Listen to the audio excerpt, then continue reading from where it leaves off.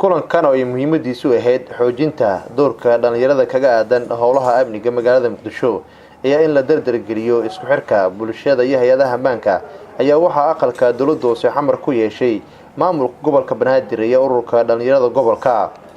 sidoo kale kulankani ayaa intuu socday waxaa si wada jir ah loogu tacsiyeeyay Allah u naxariisto gudoomiyihii dhalinyarada degmada Warta Nabadda Abduwali Ahmed Maxamed oo qamiistii gacan ka xaq daran ku dishay magaalada Muqdisho. gudoomiye ku-xigeenka amniga iyo siyaasadda ee maamulka gobolka Banaadir mudane Maxamed Cabdullaahi Maxamed Tuulax oo kulanka shir gudoominayay ayaa kula dardaarmay dhalinyarada in aysan ka niyad jabin badbaadinta shacabka iyo qarannimada isla markaana ay meel ugu soo wada jeestaan la dagaalanka argagixisada ka soo horjeeda nolosha iyo horumarka dadka Soomaaliyeed.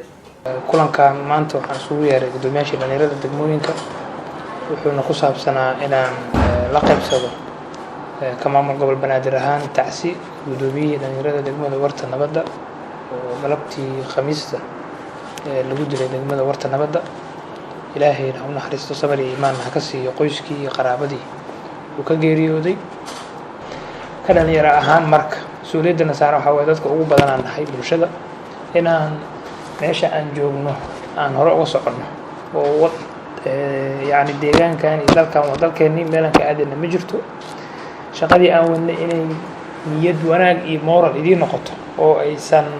saameyn ku yeelan inaad si laba jibaartaan hawshii ay hayseen ma ahan inaysan hawshii dib u noqon. waa ogtiin xaaladii wadankan uu ku soo shaqeynay dhalinyarada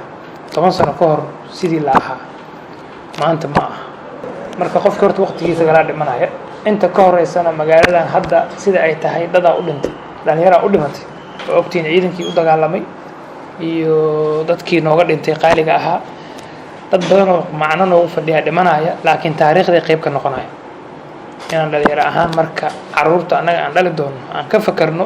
waxay ku noolaan doonaan insha Allah ka maamulka gobolka Banaadir ahaan waxa idin sameeynaa inaan ka warqabno moral support oo idinkana maaragtay niyad idin dhisa inaan idin sameeyno shaqadii aan haynayna inaan sii xoojino. Nuur Saciid Taaliil warbaahinta qaranka Soomaaliyeed magaalada Muqdisho.